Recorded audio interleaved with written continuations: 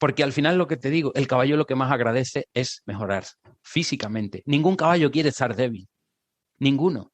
Entonces, son economizadores del esfuerzo, indudablemente, como caballos que son para un caballo. Si yo le propongo pasar pie a tierra, mira, ahí te he puesto un salto de 60 centímetros y ahí tienes la posibilidad de pasar por el lado. Él va a pasar por el lado. Pero si yo se lo pongo de manera que pueda dar el salto, llega un momento que al final dice, oye, tampoco esto es tan difícil, pues voy a dar el salto. Y oye, es que el salto es bueno para la grupa, es bueno para el dorso, es bueno para la capacidad de coordinación, pom, pom, pom, pom, pues así con todos los ejercicios, ¿no?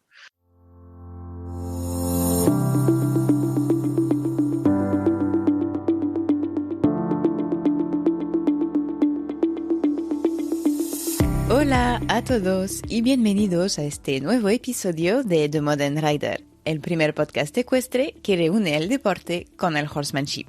Un lugar especial para descubrir entrevistas inspiradoras a los mejores profesionales ecuestres para ayudarnos a convertirnos en mejores jinetes más conscientes y responsables. Para esta entrevista tuve el placer de reunirme, al menos virtualmente, con otra de las personas mencionadas varias veces por nuestros invitados y vais a entender el motivo al escuchar esta charla. Estoy hablando de Tomás Mateo, un jinete apasionado y entrenador de caballos que ha creado una escuela de equitación online en la que ayuda a sus alumnos a mejorar sus planes de entrenamiento hasta transformar literalmente caballos con condiciones físicas complicadas. Como él dice, no es de los jinetes que lleva horas y horas de rodaje encima de un caballo. Aún así, su experiencia es muy amplia y a lo largo de los años fue perfeccionando su equitación a través de otros deportes como el yoga o las artes marciales, desarrollando rápidamente sensibilidad, destreza y sobre todo entendimiento de la mente y cuerpo en su globalidad. Con mucha sabiduría y honestidad, comparte aquí verdades que valen la pena ser escuchadas y recordadas. Es de esas entrevistas que quisiéramos que no se acabe nunca y tiene una filosofía de la equitación muy justa, en la cual podemos apreciar la riqueza de sus aprendizajes adquiridos en otros entornos. Así que suban el volumen y poneros cómodos para escuchar esta nueva entrevista apasionante y última cosita muy importante, si os gusta este episodio o el podcast en general, os animo a dejar una nota, unas estrellitas o suscribiros al programa. Solo se trata de apenas un segundito y es la mejor forma de apoyar a The Modern Rider y darle más visibilidad para que sigamos creciendo. Muchísimas gracias. Ahora sí, os dejo descubrir nuestra charla de hoy. Buenos días, Tomás. Es un placer poder recibirte esta mañana en un nuevo episodio de The Modern Rider. Hace parte de las personas que han sido nombradas varias veces por algunos invitados en episodios anteriores. Y como he podido comentártelo cuando estuvimos hablando para preparar esta entrevista, hace parte también de las personas a quien descubrí, de las primeras personas a quien descubrí por lo menos compartiendo tanto conocimientos en español en las redes sociales, donde estás bastante activos y ya imagino que nos contarás un poco cómo vino todo esto. Pero así que es un placer, de verdad. Muchísimas gracias por sacarte este huequito esta mañana para hablar con nosotros. El placer es mío porque, como además ya te he comentado, soy escuchante del podcast, así que yo encantado de estar por aquí. Muchísimas gracias. Pues ya empezamos con la primera pregunta, que si estás acostumbrado, me gusta empezar con preguntas que salen un poco de lo tradicional, de empezar directamente con tu recorrido, que ya vendremos por eso. Para ti, te quería preguntar, si hubieras nacido caballo, ¿qué tipo de caballo sería? O sea, de qué raza, qué carácter tendrías y cuál sería tu historia, más o menos. Vaya preguntita. Uh-huh. Bueno, mi caballo favorito, mi raza favorita por encima de todas es el pura sangre de carreras y supongo que eso pues intento crear, me gusta mucho el pura sangre y sobre todo el pura sangre que se usa, que se hace mucho en Estados Unidos, aunque en Francia tú sabrás que también que se le da como una segunda vida normalmente en el concurso completo, ¿no? Y entonces, pues, no sé si habría nacido Pura Sangre, que en realidad de puro tampoco tiene nada, porque se llama Pura Sangre ahora, pero antiguamente se llamaba Mestizo, los ingleses lo llamaban Mestizo, y tiene ahí bastante cruce también. Pero me gusta esa fisonomía de Pura Sangre y sobre todo ese Pura Sangre que es entrenado para hacer un poco de todo. Y para mí sigue siendo el caballo más completo que hay. Es cierto que cada vez el Holstein, bueno, todos los cruces que se están haciendo son cada vez más completos, pero a mí me habría gustado nacer Pura Sangre porque creo que no es el mejor en todo, por supuesto en las carreras es el mejor, ¿no? Pero no es el mejor en salto, no es el mejor en ride, porque siempre un árabe será mejor en ride, pero es un caballo que tiene la capacidad que si lo entrena bien, de ser muy bueno en todo, ¿no? Y entonces por eso quizás me siento identificado con él. Yo soy una persona que nací y conforme fui creciendo, pues físicamente nunca he tenido grandes capacidades, no he sido muy fuerte, no he tenido una gran resistencia, nunca he tenido una gran inteligencia, nunca he tenido nada gran, y lo que he ido consiguiendo a base de mucho esfuerzo. Entonces, los purasangres al final pueden ser caballos excepcionales si les ayudas con el entrenamiento adecuado, ¿no? Y a mí me gusta mucho esa manera de ser.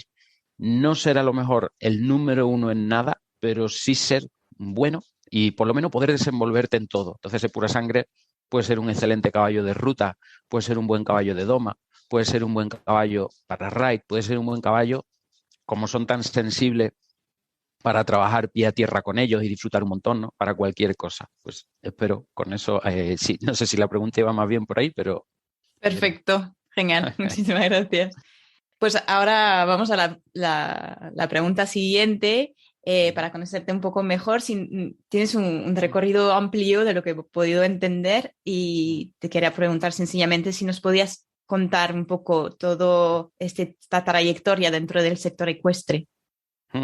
Pues es un tanto peculiar, la verdad, porque yo a mis amigos, los que se dedican profesionalmente, pues sí que tienen el típico inicio. Mi padre me montó con 3 años y desde entonces no me he bajado del caballo. Es que en mi casa había más caballos que personas. No, pues tengo amigos que se dedican al 100%, igual que yo al día de hoy, pero yo no he tenido ese origen. Yo me empecé a acercar al caballo relativamente tarde, cuando tenía concretamente 19 años recién cumplido. Es verdad que había montado antes, pero no enganchaba. Yo no había probado a montar, sino, pero no me terminaba de gustar. Pero hubo un día, concretamente fue un 6 de enero, porque no se me puede olvidar, porque es de esos días especiales que se te quedan grabados para el resto de la vida. Fue un día 6 de enero que después de los regalos de Reyes y demás, pues concretamente mi primo Javier, que siempre le tendré que estar agradecido por ese día, me insistió mucho en ir a montar a la finca de unos primos suyos. O sea, estos primos míos no eran primos míos, sí eran primos de este primo mío, ¿no? Venga, vente, que vamos, que vamos. Los caballos estaban como sueltos en una pradera muy grande, muy grande, ¿no? Entonces necesitaba ayuda. El caso es que fuimos, después de 4 o 5 horas pudimos encontrar a los caballos, los montamos, nos llovió, nos cayó la mundial, pero desde ese día ya no hubo marcha atrás. Entonces, fue una experiencia maravillosa y lo que ocurrió fue que yo seguía estudiando, ya estaba en la universidad y entonces iba compaginando un poco, ¿no? Entonces yo he tenido la suerte de conocer ahora creo que lleva varios jinetes andaluces que estamos por aquí por el podcast, ¿no? He tenido la suerte de conocer esa equitación de campo, ¿sabes? Que tenemos en Andalucía, que también la hay en Extremadura y en algunas zonas de Castilla, pero que en otras zonas de España pues no ha existido. Yo he tenido la suerte de vivirla y paralelamente, eso era los fines de semana, y paralelamente, como estaba en la ciudad, pues hacía cosas normales de una persona de ciudad. A mí me ha gustado mucho, por eso te decía al principio, soy una persona débil en su momento, como adolescente era bastante débil, entonces empecé a ir a los gimnasios con 16, 17 años para intentar ponerme más fuerte, aprendí artes marciales, siempre me han gustado mucho los deportes de deslizamiento, el snowboard, el windsurf y todo eso. Entonces yo he ido haciendo un popurrí ahí con todo y es verdad que no tengo tanta experiencia a caballo como estos amigos míos que empezaron muy jóvenes y que no han hecho otra cosa que montar en su vida. Y claro, estos amigos míos, algunos de ellos, tienen, pues claro, que con tantísimas, yo le digo horas de vuelo, como los pilotos, ¿no? Hay pilotos que tienen cientos y miles de horas de vuelo y hay pilotos que no tienen tantas. Pues estos amigos míos tienen miles de horas de montar a caballo. Yo no he tenido tantas porque he pasado más tiempo, pues eso, que si con las artes marciales, que si entrenando en un gimnasio, tal y cual, pero sí que he sabido aunar todo eso en mi visión de la equitación. Y esa es quizá un poco la manera en la que yo lo he ido aglutinando todo. Por eso al final lo que me especialicé es en caballos que físicamente estaban muy débiles, en ayudarles a que se pongan fuertes, porque es un poco lo que he ido haciendo conmigo mismo a lo largo de la vida y esa es a día de hoy, digamos, el gran síntesis. Bebo de esa tradición, que es donde empecé, de la doma de campo andaluza, que es algo idílico, ¿no? Empezar allí es una suerte. He leído mucha equitación clásica de los grandes maestros como Boschel, Laguernier, también mucho de lo que hay actual, ¿no? Pues todo eso me ha gustado mucho estudiarlo y le doy ese punto de artes marciales, del snowboard, del surf, de todo eso, que son deportes que tienen mucha más similitud de lo que nos creemos con la equitación. ¿En qué sentido sería eso? Pues mira, resumiéndolo mucho, sobre todo para mí la gran similitud está sobre todo con las artes marciales, las tradicionales, si hablamos, ¿no? Donde la espiritualidad juega un papel muy importante, el desarrollo personal, la meditación. En definitiva, pues en mi caso, el que practico sobre todo es el karate tradicional, pero también hice en su momento kung fu, tai chi, etcétera. Son caminos de mejora personal. Yoga, estuve un tiempo también practicando bastante yoga muy intensamente. Son caminos de mejora personal, es decir, quitarnos todas esas capas que nos vamos apropiando de ellas conforme nos hacemos mayores, ¿no? Cuando somos niños somos como muy limpios y la sociedad, de una manera más o menos involuntaria por lo general, pero nos creemos que tenemos que tener X títulos, no sé cuántas propiedades, aparentar una manera, entonces nos vamos cargando de cosas que nos hacen la vida como más dura, ¿no? Y entonces de repente esas artes marciales tradicionales o el yoga, el tai chi, cualquiera de estos, te empiezan a ayudarte a despojarte de todo eso y encontrarte con un yo más limpio, más tranquilo, más... Entonces, eso, yo enfoco la equitación como eso. Para mí la equitación es su camino de mejora personal, igual que lo es el budismo o el yoga o un arte marcial tradicional. ¿Por qué? Porque el caballo me obliga, si yo quiero estar a su altura, como es un animal tan puro, tampoco muy corrompidos, ¿no? Pues al final, si yo quiero estar a la altura de un caballo, que es un ser muy puro, yo tengo que trabajar mi mente, mi cuerpo y mi espíritu, las tres cosas. No puedo dejar de lado ninguna de las tres. Mi cuerpo, evidentemente, yo esto lo he tenido claro. Yo tengo que estar en forma. No es que tenga que ser un atleta de élite para correr un triatlón, pero tengo que estar en forma. Yo de algunos de estos jinetes que aprendí hace muchos años, cuando empecé en la doma de campo andaluza, no se cuidaban. Entonces han llegado a los 55, a los 60, 65 años con dificultades para montar. Y lo han pasado muy mal. Claro, yo esto lo vi. Digo, qué pena, estas personas no se han cuidado y en una edad que no son todavía excesivamente mayores, porque hoy día una persona con 65 años no es mayor si se ha cuidado, pero yo vi que estos jinetes, algunos llegaban como muy cascados a esa edad y eran porque no se habían alimentado, no habían hecho ejercicio, fumaban, bebían, etcétera, ¿no? Entonces yo tenía claro que físicamente tienes que cuidar. Pues si quieres hacer equitación, muchos años y bien. Mentalmente, mi mente tiene que estar muy limpia. Si yo cuando me voy a subir a un caballo estoy pensando en que no, yo tengo que hacer la espalda adentro, pero después me tengo que ir no sé qué, espérate que me suena el móvil, ahora que eso, que lo otro. Así no puedes estar con un caballo jamás, porque entonces el caballo no te va a prestar atención, eso no te va a salir. O sea que mentalmente necesitamos una mente también muy limpia. Y espiritualmente, ¿por qué? Porque aquí entra ya el campo de la espiritualidad, que puede sonar esto un poco etéreo, ¿no? Pero nada más lejos de la realidad. Esto es muy práctico. Como es precisamente el caballo, pues ese animal que decíamos, ¿no? Tan puro, tan limpio. Si yo quiero estar a su altura y de verdad ganarme su confianza, crear una relación en el largo plazo, etcétera, pues ahí hay que tener unos valores espirituales mínimos, ¿no? Entonces, si yo quiero estar en esos 3 aspectos en unos mínimos, pues tengo que trabajarlo. Esto no va a venir solo. Y el caballo es que es un auténtico motor de potenciar estas 3 cualidades. Yo al menos lo veo así, insisto, porque para mí me gusta la buena equitación, indudablemente, me gusta la competición, todo eso me gusta y me divierte. Pero por encima de todo, pienso en cómo el caballo me obliga a trabajar estas 3 parcelas diariamente para poder estar a su altura. Entonces, por eso digo que tiene más en común. Y con respecto a con las artes marciales, el yoga y todo eso, ¿no? Y con respecto a los deportes de deslizamiento, pues es que son puro equilibrio. Tú estás haciendo snowboard, estás bajando por una pista, aunque no sea muy complicada, pero si cargas mal tu peso, pues puedes hacer un contracanto o vas a caer, pegas un culazo o terminas metiendo la nariz en la nieve, etcétera, etcétera. O sea, físicamente tu mente tiene que estar muy limpia, porque si no estás pensando en dónde estás, en el aquí, en el ahora, pues te vas a pegar también un talegazo, ¿no? Cuando estás haciendo surf o snowboard, tu cuerpo va a donde vas proyectando tu mirada. Si te miras a los pies, pues probable también que te pegues una piña, con un caballo igual.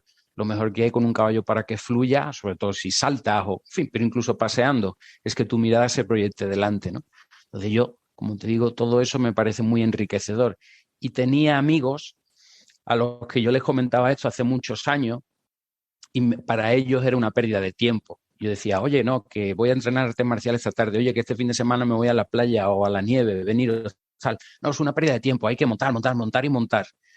Y está muy bien montar, montar y montar, pero yo creo que también es importante abrirse campos y si somos capaces de juntarlos todos, al final, a mí al menos, esta visión me parece mucho más enriquecedora. Sí, te sigo totalmente aquí. Es verdad que hace no tanto tiempo, hace como un par de años empecé también por mi parte en integrar pues, todo el yoga y todo esto y mi profe que nos acompaña con mi caballo hace un año, ella trabaja mucho en no sé, no es un método, pero los principios Zen, y entonces te sigo totalmente y creo realmente que eso aporta mucho y tendría que ser mucho más normalizado, entre comillas, en la equitación de hoy en día. También te quería preguntar, ¿tuviste una experiencia en concreto o has conocido algún caballo, alguna persona que te abrió un poco la mente al nivel de equitación pura y dura? ¿O fue un proceso Sí, poquito a poco? después de esa experiencia maravillosa que te acabo de comentar con mi primo ese día 6 de Mm. enero, esos 2 caballos no se me puede olvidar tampoco. Uno se llamaba Serranito y el otro se llamaba Langostino. Y se llamaba Langostino porque los propios dueños del caballo, estos primos de ese primo mío, le decían Langostino porque decía que la cabeza era muy fea y de cuerpo era muy bonito, ¿no? Como un langostino, que te comes al final el cuerpo, pero la cabeza, pues eso. Pues aparte de eso, ¿no? Que supusieron el punto de inflexión en ese día tan increíble, yo después empecé a montar a una finca que era una finca, era una ganadería de reses bravas, ¿no? Que era el hierro de Guadalest, que es un hierro muy antiguo. Entonces es una finca muy, muy grande, donde ese tipo de fincas pues solo están en Andalucía, Extremadura o Castilla, ¿no? Entonces son fincas tan grandes que viven varias familias dentro de la finca, hay como un cortijo principal y después hay como pequeños cortijitos, como pequeños, que son bastante más grandes muchas veces que las casas normales, ¿no? Pero que no eran grandes cortijos, sino, y entonces ahí vivían distintas familias. Algunos de ellos eran vaqueros, otro era el mayoral, etcétera, ¿no? O sea, esto ya cada vez menos frecuente porque este tipo de modo de vida tan campero se va perdiendo, pero yo tuve la suerte de conocerlo y, como te digo, entonces yo empecé a ir a esa finca.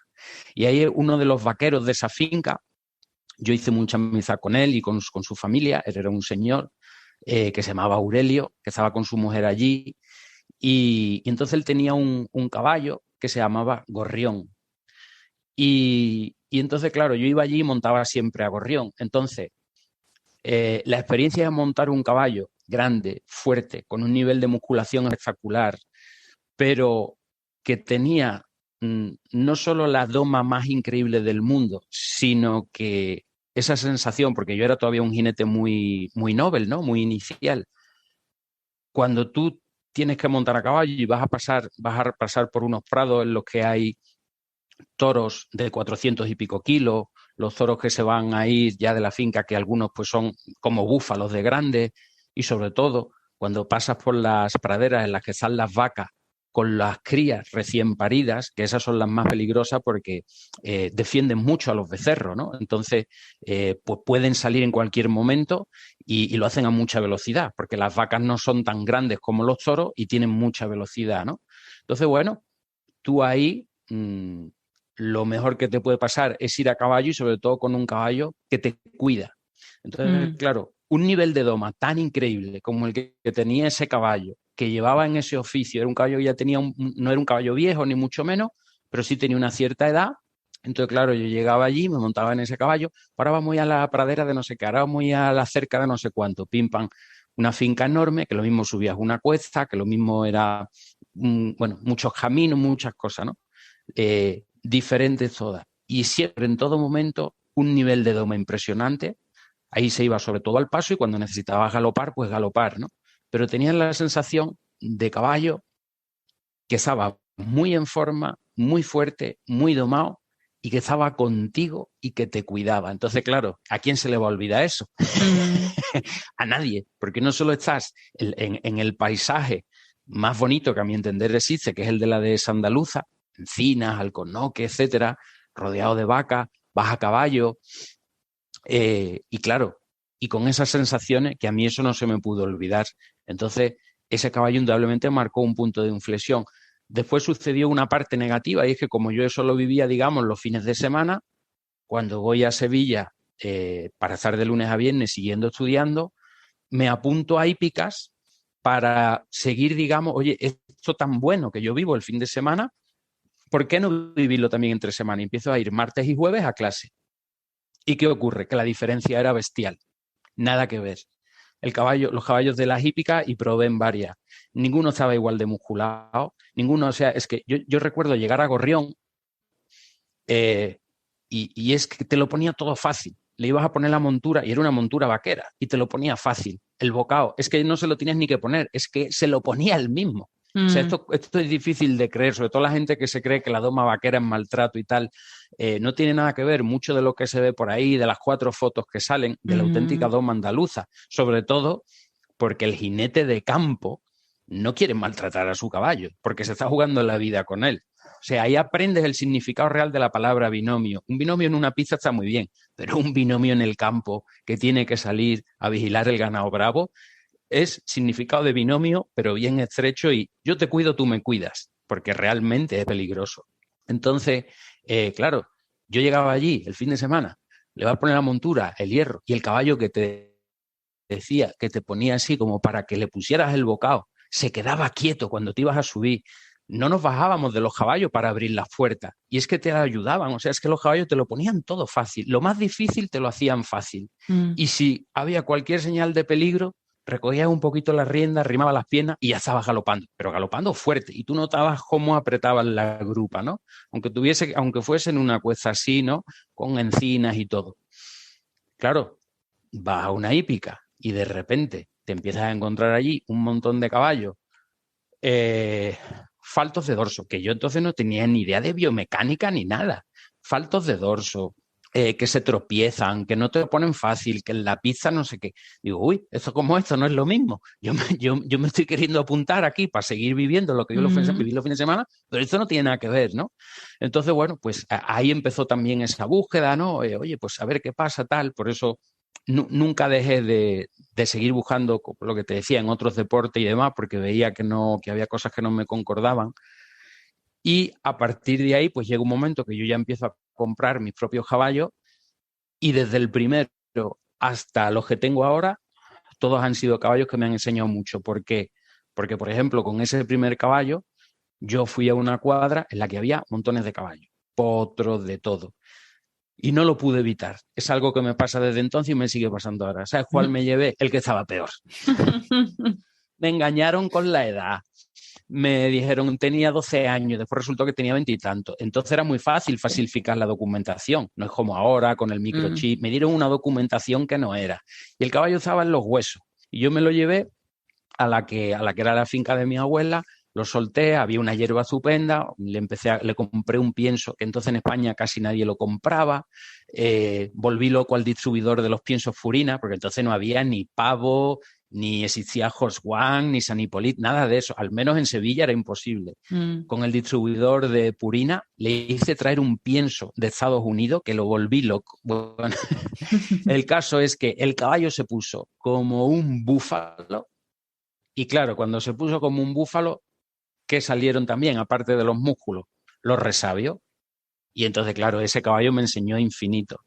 Entonces, pues ese también fue especial. Y a partir de ahí, pues todo. ¿Por qué? Porque cuando tú compras un caballo que ha pasado por muchas manos, lo han tratado mal, que físicamente no viene muy bien, etcétera, todos esos caballos no nos permiten a lo mejor disfrutar de la equitación desde el primer día, pero te dan un aprendizaje y sobre todo ya no es el aprendizaje, es que vives con ello el proceso de recuperar a un caballo.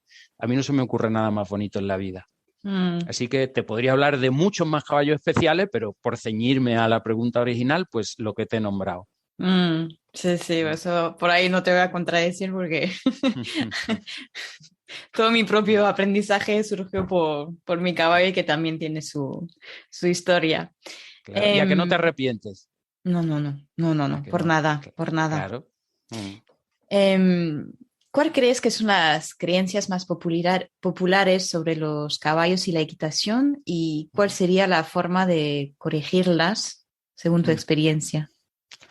Claro, pues yo creo que hay varios tipos de creencias según dónde miremos, ¿no?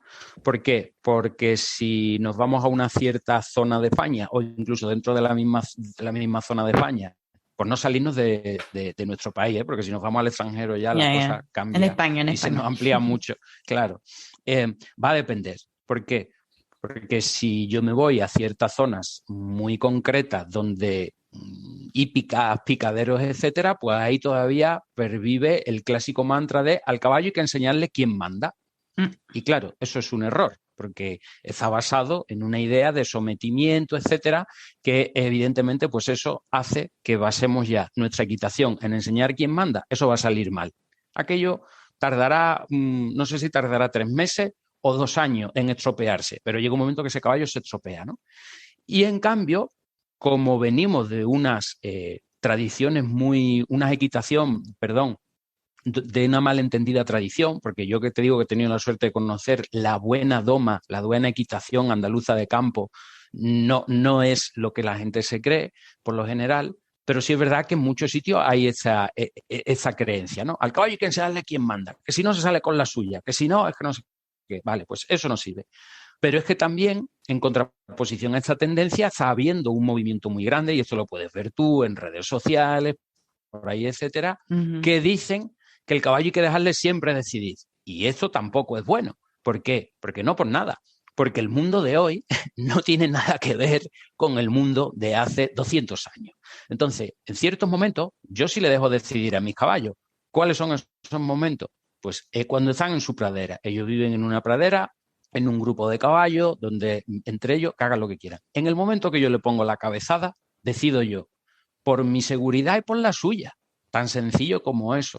Entonces, claro, cuidado, porque lo que no podemos pasar es de la brutalidad de querer tener a un caballo que no sea capaz ni de pestañear sin permiso, a el rollo happy flower total de no, el caballo tiene siempre que decidir y lo llevo sin ramal por el campo y no sé qué. Vale, tío, pero es un herbívoro y si le da por salir en estampida, oye, es que se puede hacer daño a él, puede chocarse con alguien, ¿no? Entonces, cuidado con las creencias, ¿no? Entonces, claro, ¿qué ocurre? Esto está muy limitado por la experiencia de la persona, ¿no? Yo una cosa que me encuentro, que desde hace unos años, pues ya la formación presencial no hago mucha, aunque ahora quiero volver a retomarla, ¿no?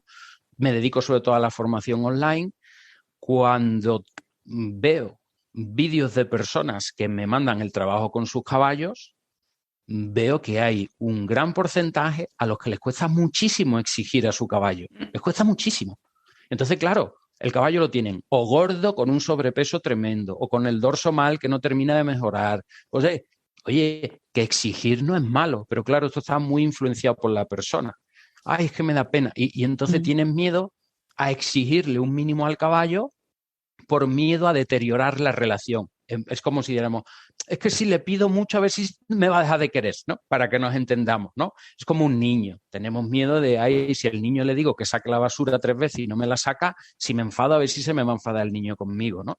Pues igual ahí tenemos padres que son muy autoritarios, niño, saca la basura, y si no le dan con la basura en la cabeza, pero hay cosas intermedias. Entonces, si nos ponemos a entrar en las creencias, pues encontraríamos muchas, pero yo creo que más que entrar en detalles técnicos, ¿no? Porque no, el caballo responde mejor a esto o lo otro.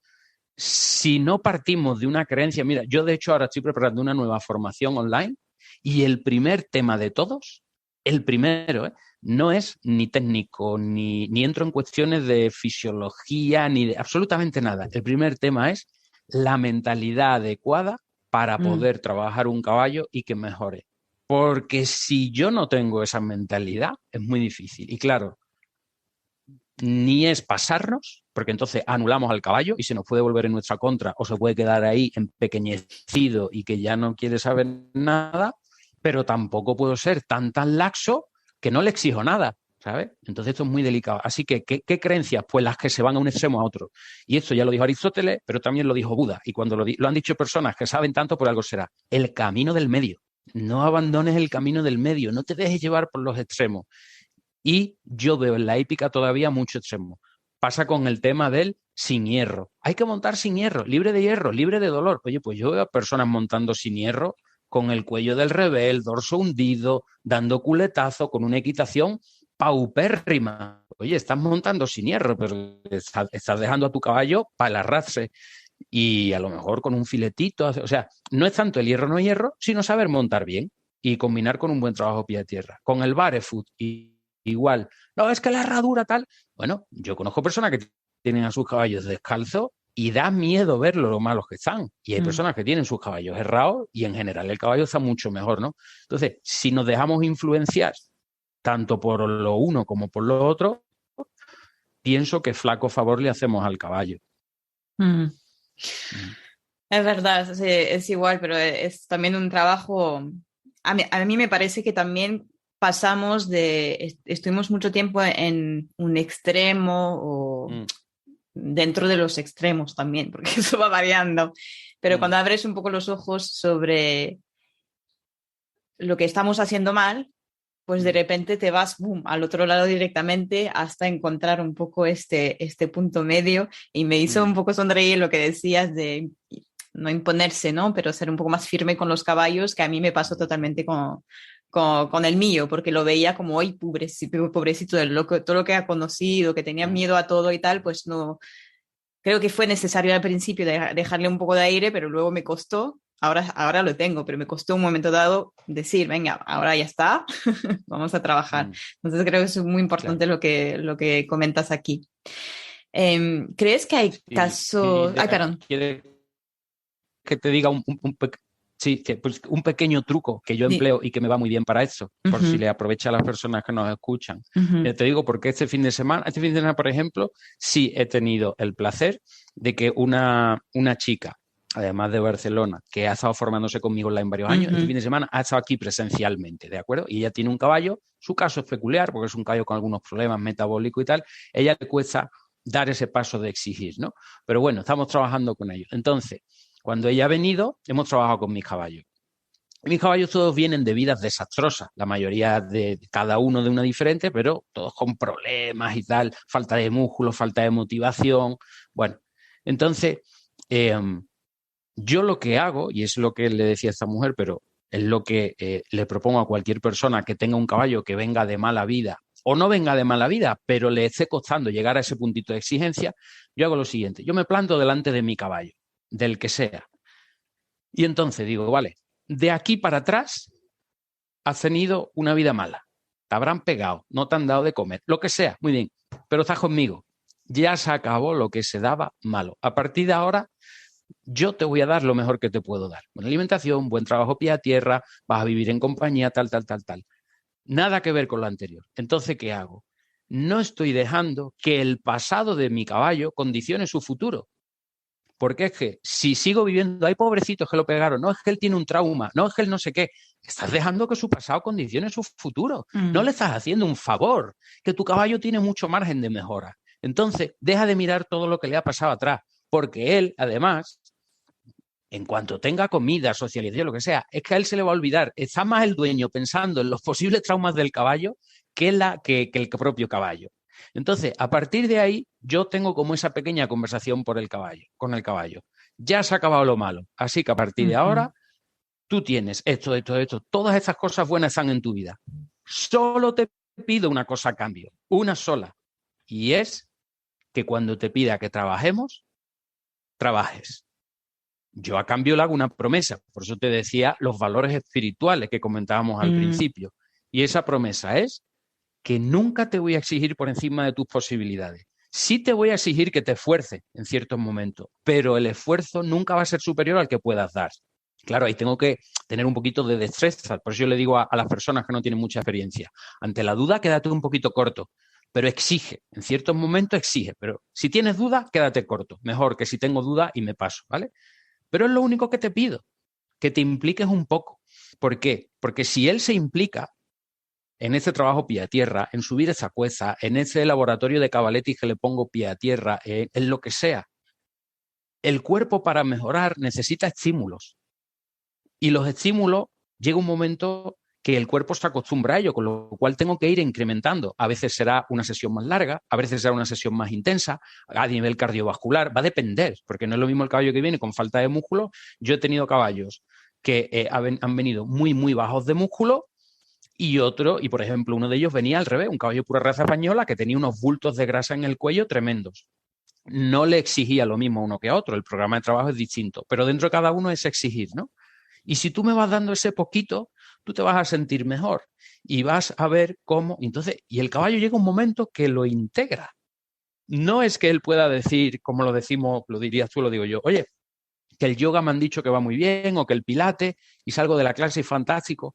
Ellos no lo racionalizan, pero un caballo como animal herbívoro, ¿qué es lo que quiere por encima de todo? ¿Qué es lo que quiere? Además de la socialización, la compañía y tal. Estar fuerte. Es lo que quiere. Un caballo quiere sentirse dueño de su cuerpo, ágil, coordinado, con potencia suficiente, con capacidad cardiovascular. Y cuando tú le ayudas a conseguir eso, el caballo se va reencontrando con una mejor versión de sí mismo y entonces entonces se retroalimenta. Porque mientras más fuerte está, más se motiva. Mientras más se motiva, más se va a entregar en los ejercicios. Entonces, y empieza a crecer, crecer, crecer y crecer. Él crece mentalmente, él crece físicamente, cada vez te cuesta menos pedirle los ejercicios. Pero claro, pero eso solo se consigue dando ese paso de decir, se acabó. Digo, sí, qué pena, pobrecito, pero esto ya se ha acabado. Yo lo llamo eres el caballo pobrecito el primer día. Le dedico un día. Ay, pobrecito, pobrecito, que le han pegado, que lo pasó mucha hambre, que no sé qué. Solo un día. Ese día derramamos todas las lágrimas del mundo, el caballo y yo. Ay, padre. A partir del día siguiente a trabajar. Ya está. Y pom, pom, pom, pom. ¿Vale? Pero, porque al final lo que te digo, el caballo lo que más agradece es mejorar físicamente. Ningún caballo quiere estar débil. Ninguno. Entonces, son economizadores del esfuerzo, indudablemente, como caballos que son. Para un caballo, si yo le propongo pasar pie a tierra, mira, ahí te he puesto un salto de 60 centímetros y ahí tienes la posibilidad de pasar por el lado. Él va a pasar por el lado. Pero si yo se lo pongo de manera que pueda dar el salto, llega un momento que al final dice, oye, tampoco esto es tan difícil, pues voy a dar el salto. Y oye, es que el salto es bueno para la grupa, es bueno para el dorso, es bueno para la capacidad de coordinación, pom, pom, pom, pom, pues así con todos los ejercicios, ¿no? Entonces, claro, esto es necesario dar el paso, porque si no, ¿qué vamos a tener? Caballos faltos de forma, barrigones, mentalmente muy poco estimulados, etcétera, etcétera, ¿no? Y claro, la dificultad aquí, volvemos una vez más a lo de las creencias. Hay personas que tienen miedo de exigir para no caer es que en mi hípica hay unos cuantos, ¿no? Eso a mí me lo dicen. Ay, Tomás, es que en mi hípica hay uno que le pega cada trayazo al caballo y claro, y es que no sé qué, y el pobre caballo. Y digo, no, pero eso allá él. Pero si no exiges un mínimo, yo entiendo que tú no quieras caer en eso, pero no tienes por qué llegar ahí. en unos mínimos tienes que exigir. Y un caballo lo que más quiere es eso, de verdad, estar fuerte. Y los cambios de ánimo que se producen son impresionantes en los caballos. ¿Por qué? Porque se sienten bien, se sienten seguros, se sienten robustos, se sienten, ¿vale? En cambio, un caballo débil sabe que es presa fácil. Pero para conseguir eso hay que currar. ¿Y crees que hay casos desesperados o por lo menos muy, o sea, muy complicados de caballos que nunca podrán recuperarse de un mal manejo y o de una mala equitación? Yo lo llamo, no lo llamo yo, esto me lo dijo a mí una amiga, que más que una amiga es mi maestra, mi gran maestra. He tenido un gran maestro de equitación y una gran maestra, vamos, y lo sigo teniendo a los dos, por suerte. Estuvimos una época los dos que íbamos arriba y abajo. Ella además competía, bueno, nos movimos bastante, ¿no? Y entonces pudimos conocer bastantes casos de caballo. Y alguno que otro,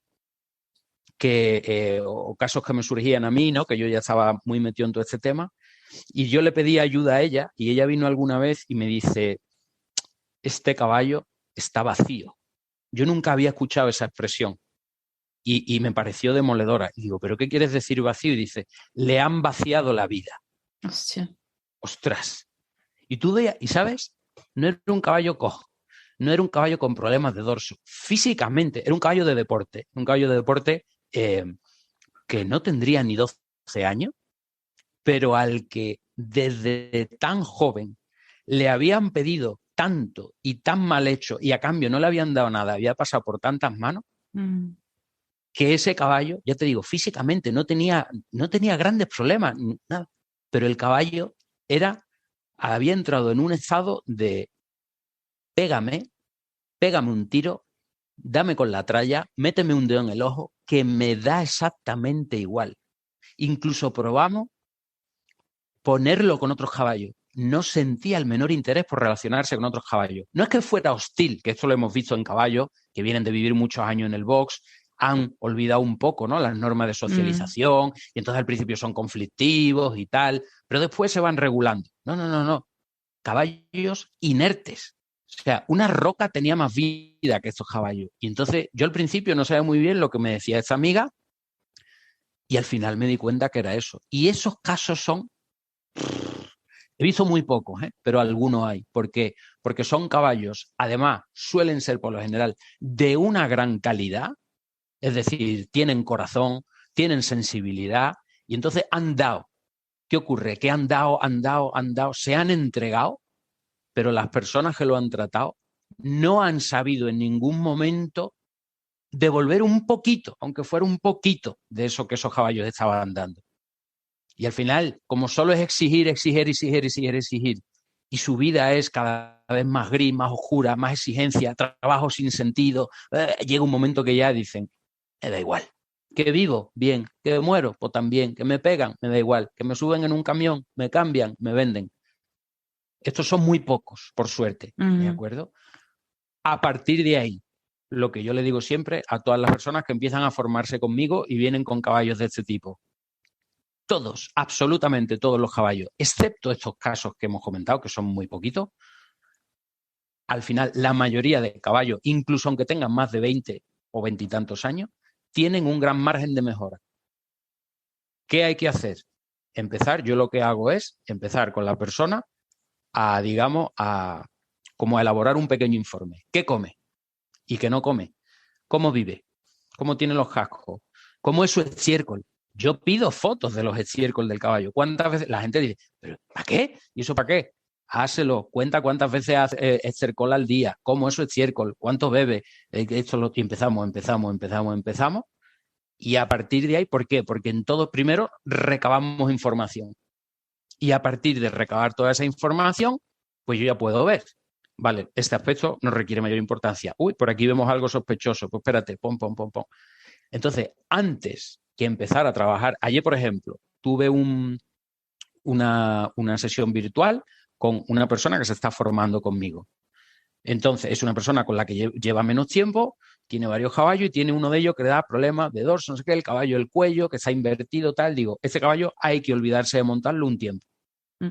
No, es que ¿quieres que el caballo mejore? Sí, hay que olvidarse un tiempo. Entonces, vamos a trabajar sobre que el caballo mejore el dorso, que no sé qué, que aprenda a estar más relajado. O sea, va a depender. Si hacemos un programa que está encaminado a lo que necesita el caballo, en eso, nutrición, modo de vida, socialización, trabajo pie a tierra, nivel de estrés en el trabajo, muchos aspectos, todos tienen margen de mejora. Todos. Absolutamente todos, excepto esos casos puntuales que te hablaba al principio, pero la gran mayoría sí. ¿Qué ocurre? Que hay muchas personas que no tienen la paciencia. Es otra cosa. Entonces, claro, tanto un problema del caballo. No, es que mi caballo, venga. Yo he tenido personas a las que he tenido que decir, no vamos a trabajar. Es que me ha recomendado no sé quién de mi hípica que esa forma contigo, la he muy bien. Digo, vale, pero esa persona ha tenido paciencia. Yo creo que tú no estás teniendo que tener la paciencia. Es que hay personas, yo te hablo con total sinceridad. Ya ha habido personas que me escriben, oye, no, me quiero formar contigo porque en mi hípica, pues lo típico, ¿no? En la hípica no se enseña trabajo pie a tierra, el que se enseña no es el más adecuado. No se enseña a crear una buena forma física cardiovascular, no se enseñan estas cosas que son las que yo me he ido especializando con el paso de los años. Entonces, hay personas que dicen, oye, pues es verdad, eso funciona. Y la persona me llega y yo le digo, vale, te quiero ver tu caballo, te quiero ver a ti, quiero ver cómo lo montas. Y ahora la persona me manda un vídeo montando. La persona monta con la pierna así para adelante, se trinca de la rienda. El caballo con el cuello tenso, el dorso un poquito hundido. Bueno, no una serie de problemas. Dice, claro, y es que lo que veo que mi caballo pues cada vez se me tensa más, se calienta más, cada vez me cuesta más pararlo. Y digo, es normal, es normal. Lo que estamos viendo es el producto de una serie de trabajos. Digo, entonces esto lo tenemos que cambiar. Digo, entonces vamos a estar un tiempo trabajando sobre tu caballo pie a tierra y contigo también trabajando pie a tierra. Y tú vas a tener que cambiar tu manera de montar y hay veces que tú también se lo digo a la persona y a lo mejor te vas a tener que quitar unos kilos de más que te sobran. No en todos los casos, pero hay veces que sí. Pero claro, si la persona no solo hace una equitación que no es la más adecuada, porque va así para atrás con las piernas para adelante, sino que además tiene un sobrepeso y está montado en un caballo que tampoco es muy grande, y hay personas que esto se lo toman mal. Quitarme de montar, pero yo me voy a tener que poner a hacer ejercicio también. Digo, tú me has contactado para que tu caballo mejore y para que te quiten los problemas. Yo te voy a ofrecer las que son mis soluciones. Si no te gustan, pues te busca a otra persona. Y entonces hay personas que ese rollo no les va. En cambio, prefieren trabajar con otras personas, que es, sí, pues espérate, que el caballo no se pone el cuello del revés, espérate, que le vamos a poner unas riendas alemanas, o le vamos a poner un champón, le vamos a poner un gogue, le vamos a poner un hierro más grande, y no se meten nada más. Entonces, oye, pues si esa es tu manera de verlo y necesitas ese profesor, fantástico, yo te ofrezco la mía. En cambio, hay personas que sí les gusta esa manera de verlo y te dice, Tomás, que tengo que estar 3 meses sin montar mi caballo y yo me tengo que poner a hacer ejercicio y me tengo que poner a cambiar mi manera de montar, mi manera de llevar mi asiento, de usar las riendas, no hay problema. Y hay personas que te dicen, ¿cómo si tengo que estar 1 año? Y hacen el esfuerzo. ¿Por qué? Porque tienen un compromiso en el largo plazo con su caballo. Y al final, normalmente, pues con estas personas sí se puede trabajar. ¿Por qué? Porque no están pensando en quiero arreglar el problema ya, ¿sabes? Sino en soy consciente de que esto pues tiene una solución pues que va a requerir un poquito más de tiempo, pero no me importa. Claro, estas personas son las que después saborean las mieles realmente, no sé si decir del éxito, porque el éxito cada uno tiene su concepto, pero son las mieles de decir, oye, mi caballo iba cada vez peor y ahora, unos meses después, o 1 año después, o año y medio después, la cosa es bien distinta. Y lo he hecho yo. Y me he metido en el proceso yo. Y en todo este proceso he aprendido a lo que tiene que comer mi caballo, a cómo hay que trabajarlo pie a tierra, a cómo a pasearlo en riendas largas, bueno, un montón de cosas. Y encima yo como jinete, pues ahora he desarrollado mayor sensibilidad en mis manos, ya no doy culetazos en la montura, etcétera, etcétera. Por eso te decía, la persona que lo afronta como un reto de mejora personal no tiene problema en entrar por ahí. La persona que quiere la solución rápida, es que yo el fin de semana quiero seguir de concurso, es que yo lo que quiero son pegar mis saltos, que no sé qué, pues creo que no vamos a poder trabajar.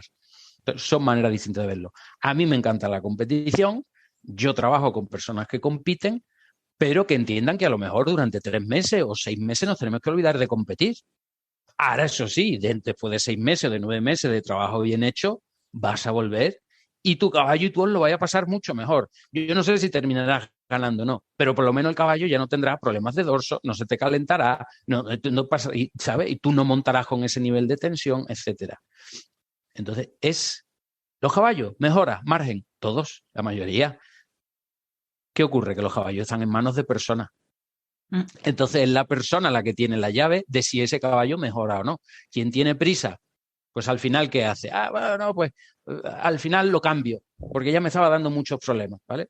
Cuando tenemos un caballo con problemas, tenemos dos opciones. O aprendemos a solucionar el problema, cueste lo que cueste y requiera el tiempo que requiera, o cambiarlo por otro, venderlo, o lo que sea. Ya cada uno ahí decide. Muchas gracias, porque creo que estás diciendo muchas verdades que hace bien escucharlas. Antes de que ya estamos llegando al final de esa entrevista casi, que de hecho me encanta, creo que es muy interesante todo lo que estás diciendo. Antes de hacerte las preguntas que suelo hacer a cada invitado, también te quería preguntar cuál sería tu definición de una buena equitación. Pues para mí, sobre todo, la que pasa por lo que decíamos al principio, la que por encima de todo la afronto como un camino de mejora personal. Eso para empezar. Si esto lo tengo claro, a partir de ahí, y como además ya lo hemos explicado al principio, no hace falta repetirlo, a partir de ahí, para mí la equitación es, te voy a dar la definición de mi maestro que te va a encantar. Y ahora después te doy un poquito la mía. Vale. Él define la equitación como aprender a hacer los gestos correctos para que el caballo me entienda. Mira qué cosa más simple, más bonita y más bien definida, ¿vale? Mi interpretación, como una de las carreras que empecé en la universidad y no terminé, he empezado 4 y no he terminado ninguna, porque al final siempre caballo, campo y otras cosas, pero una de ellas fue filología. Y muchas de las cosas que estudié en filología me sirven para los caballos. Ahí tengo ahí mis apuntes de lingüística, etcétera, porque para mí, efectivamente, la equitación es comunicación.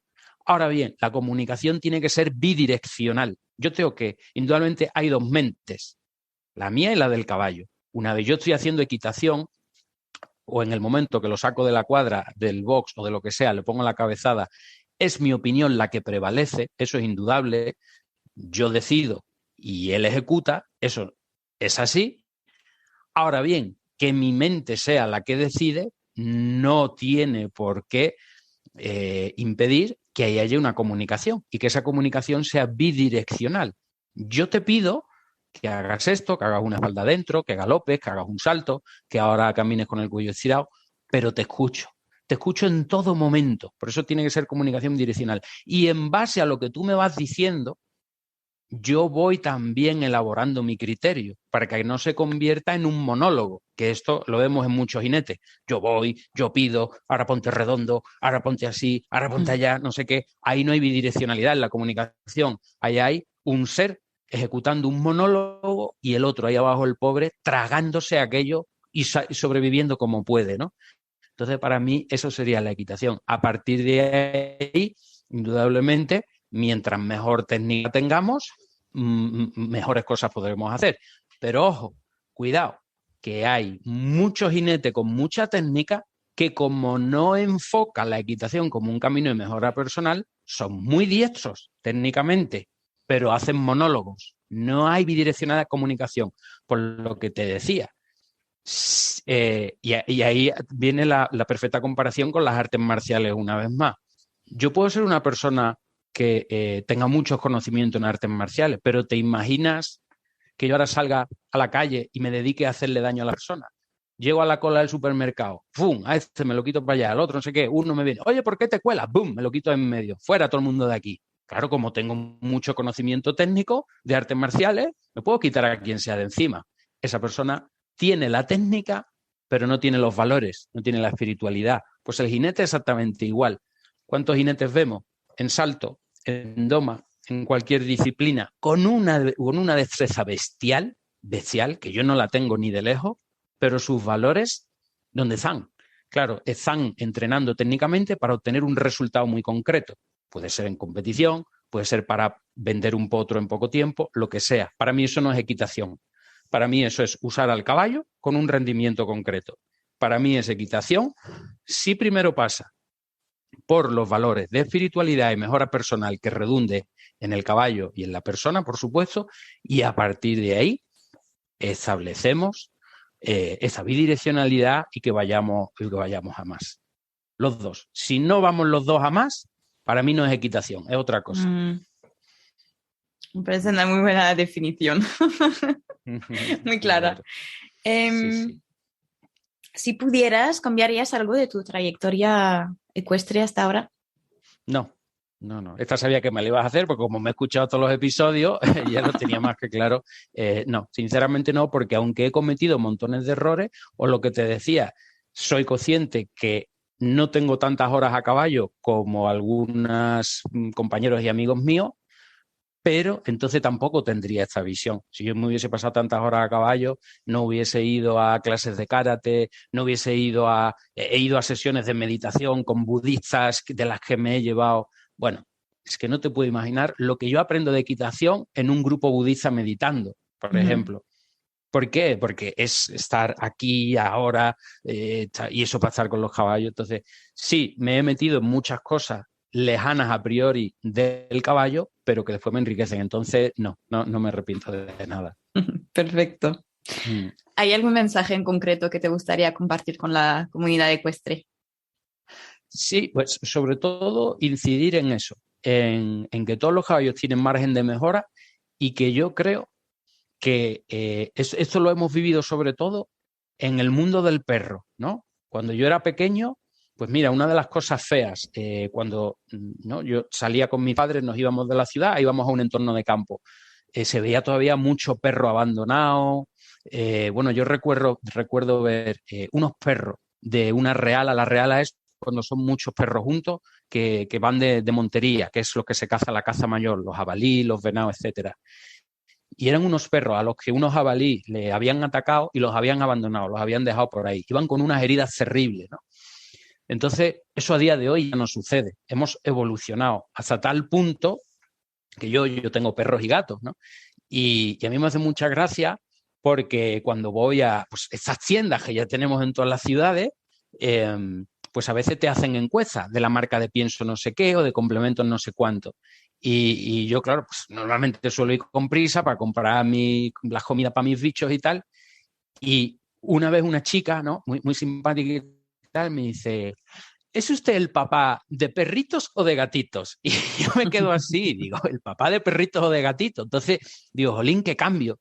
Digo, cuando yo era pequeño, se veían todavía montones de perros abandonados y lo que te he comentado de estos perros que venían de una montería y tal. Eso hoy día es muy difícil. O sea, el perro ya es uno más de la familia, el gato, el pájaro, la tortuga, ¿no? O sea, todo esto ya hemos pegado un salto brutal en ese sentido, ¿no? Y eso quiere decir que como país, como civilización, estamos avanzando. Con el caballo vamos más lento, aunque hay un gran cambio, y lo comentábamos, cada vez más sensibilidad, pero es verdad que todavía el caballo lo seguimos viendo como algo a veces excesivamente utilitario, ¿no? Entonces, en el momento que no se le puede sacar un rendimiento, para allá va.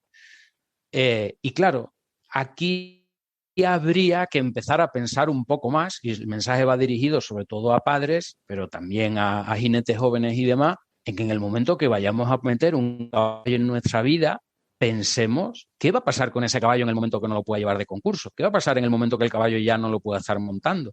Habrá que tener algo previsto para ese caballo, ¿no?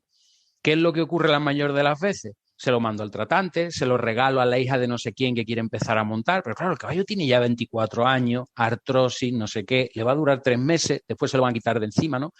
En el momento que empecemos a pensar en qué es lo que vamos a hacer con todos, absolutamente todos nuestros caballos, cuando lleguen a una cierta edad y ya no se les pueda exigir, a mí me parece perfecto que los caballos compitan, que los caballos se les monten, se les trabajen, mientras estén en condiciones para ello y se les entrena adecuadamente.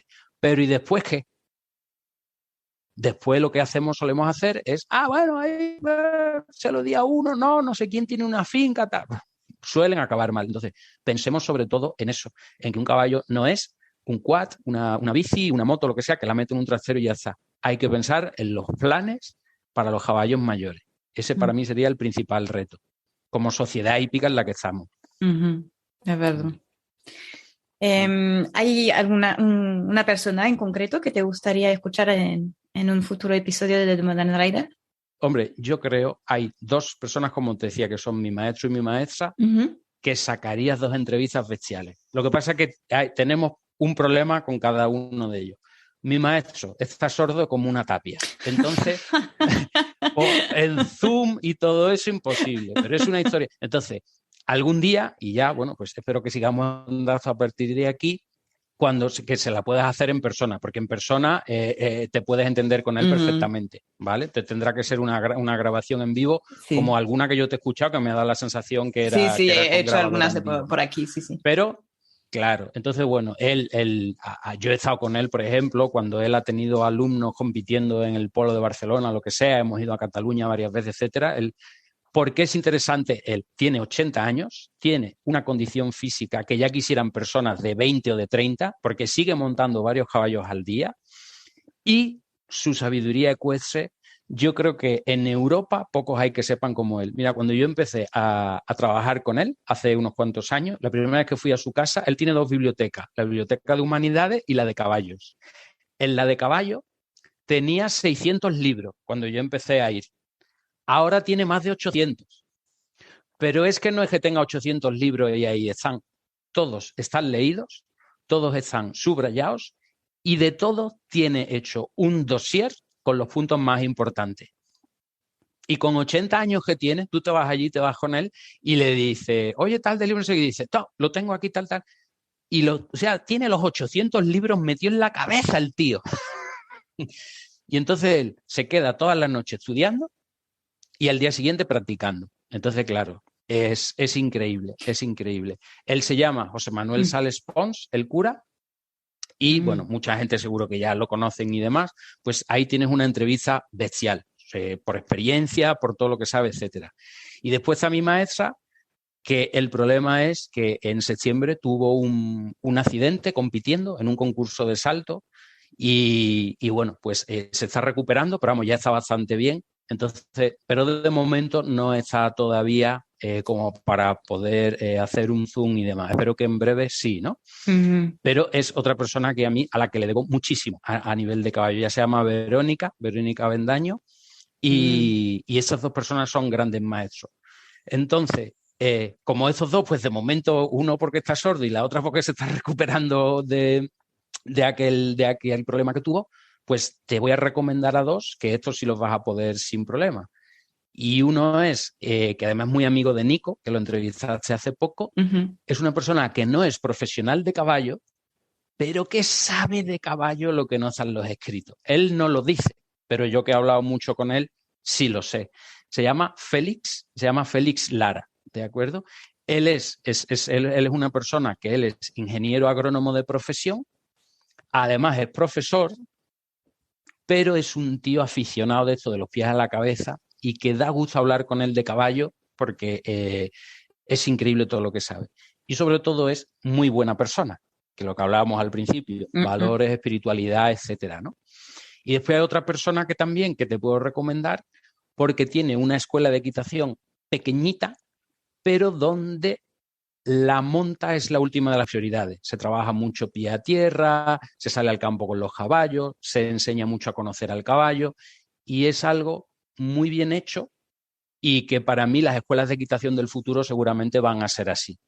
Y ella está en Bilbao y se llama Lorena Losada y es una persona también muy especial, ¿vale? Y entonces, bueno, pues con lo que te he comentado, pues creo que tienes ahí personas, ya te digo, sobre todo, que para mí el gran vínculo, y eso no, yo siempre digo, esto es el karma equino. Como yo he trabajado con caballos con problemas sobre todo, y los caballos la mayoría han ido mejorando, a mí el caballo me ha dado la posibilidad de conocer personas increíbles. Todas esas personas que te acabo de decir, que son maravillosas, son personas impresionantes, ¿no? Al final el caballo, en el momento que se convierte en tu modo de vida, ¡guau!, es que te permite conocer a personas increíbles, ¿no? Y bueno, te podría seguir contando un montón más, pero bueno, entiendo que no podemos ponernos aquí, ¿eh? Con eso yo creo que ya hay bastante. Perfecto. Pero sí es verdad que la parte humana yo lo veo entrevistando a cada uno de vosotros y es lo bonito también. Mm, ujú, Em, ¿Hay algún libro o algún recursos? Bueno, podemos nombrar mm, perfectamente tu escuela de equitación online, ujú, que pondré todo, de hecho, todos los enlaces y todo ujú. en las notas del episodio, pero si tienes otro recurso que te gustaría Sí. compartir. Sí, mira, a nivel de libros voy a recomendar algo que creo que no ha recomendado nadie hasta ahora y Ujú. además voy a tirar para tu país. Voy a recomendar, porque además si no mi maestro me iba a tirar de las orejas. Y es a Licart, a Jean Licart. ¿Por qué? Porque es probablemente, ya es un autor que tiene ya un tiempo, Mm. pero es probablemente el jinete que mejor ha entendido la biomecánica del caballo a la vez que su mente. Porque claro, lo uno lleva la mano al otro, ¿no? Porque el caballo que está tenso, pues su biomecánica, su manera de moverse es una. Si ayudamos a ese caballo a relajarse, ya su biomecánica cambia y viceversa, ¿no? Entonces, Jean Licard tiene varios libros y de hecho mi maestro ha traducido algunos de ellos, lo que pasa es que todavía no se han publicado en español. Si alguien habla francés, pues indudablemente yo le recomiendo cualquier libro. El más sencillo de todo, Dressage. Después a equitación, la que se traducía por equitación razonada, equitación raisonnée, Mm. y después para mí uno que es una joya de valor incalculable, pero que es muy difícil de encontrar, que es Le Cheval Bas y su redoma, ¿no? Le redressage. ¿Por qué? Porque el Icar se va a Argelia, está por el norte de África cuando todavía eran colonias francesas, y se encuentra a los jinetes, a los bereberes, ¿no? Con los caballos que hacían una equitación que les llevaba al final a invertir mucho los cuellos, a huecar los dorsos, ¿no? Y él se pone a trabajar sobre esos caballos y se mete tanto en el papel que el tío lo que hace es que se va a los mataderos de caballos a que antes de que los caballos pues se transformen en fin, se los comieran, para él aprender de anatomía en vivo. Entonces, claro, lo que sabe ese jinete sobre anatomía es ya lo que estamos viendo que nos ponen hoy en los libros de Gillian Higgins y todos Mhm. estos tratados de biomecánica que hoy día, él ya lo decía hace 60 o 70 años, ¿no? Pero además con la perspectiva de un jinete que era, bueno, pues fantástico, ¿no? Entonces, bueno, yo recomiendo cualquiera de sus libros, pero tenemos ese inconveniente, que todavía en español podemos encontrar poco. Mm. Vale, pero sí, sí, yo nunca tuve la oportunidad de leerlo, pero es verdad que sé que hace parte de las referencias, por lo menos en Francia. Mm. Em, Mi última pregunta, que seguramente también la conoces, hay esta playlist en Spotify Mm. de las canciones que os gusta, os inspira. Mm. ¿Cuál te gustaría añadir? Sin lugar a dudas, Beautiful Day de U2. Mm. ¿Por qué? Porque para mí tiene un significado muy especial y es que yo tuve una época muy, muy difícil, muy complicada y por la mañana me las ponía todos los días. Mira, pues ahí la pondré, Era ahí estará. como para mentalizarme de que va a ser un Hay que Beautiful Day seguir. sí o sí. Mm. Genial.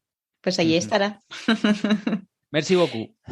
Muchísimas gracias a ti, de verdad, de corazón, De nada, porque fue encantado. apasionante. Dijiste cosas aquí que realmente valen la pena escuchar y volver a escuchar y Ujú. integrarla, más que nada, experimentar todo lo que acabas de decir. Animo a todo el mundo a seguirte. De hecho, ¿dónde es la mejor forma para seguirte hoy en día? Lo mejor es ir a mi página web, que es súper Mm. sencillo, es www.tomasmateo.com. Y ahí Vale. además ofrezco la posibilidad de que las personas se suscriban a mi newsletter, porque suelo enviar bastantes correos a la semana, donde cuento muchas de las cosas pues, que tú hemos podido comentar aquí entre los dos. Eso es lo más rápido. Genial. Mi página web, www.tomasmateo.com. Pues genial. Pues para los que quieran seguir escuchándote, leyéndote todo, pues os animo a ir por ahí. Muchas Y gracias. nada, que sigas así compartiendo con toda la pasión Mm. como lo haces y muchísimas gracias otra vez. Gracias a ti. Adiós. Chao, chao. Chao.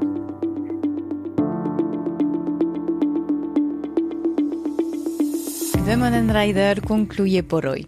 Para saber más sobre el trabajo de Tomás y la Escuela de Equitación Online, podéis hacerlo a través de sus redes sociales o directamente desde su página web en escueladeequitación.online. Como siempre, tenéis todas las infos y enlaces mencionados en el podcast asequibles en las notas del episodio. De hecho, si os ha gustado, no dudéis en dejar una nota, un comentario o compartirlo con vuestro entorno. Otra vez, es la mejor manera de hacérmelo saber, dar visibilidad al podcast y sobre todo al gran trabajo de nuestros invitados. Gracias por compartir vuestro tiempo con nosotros y nos escuchamos dentro de 2 semanas.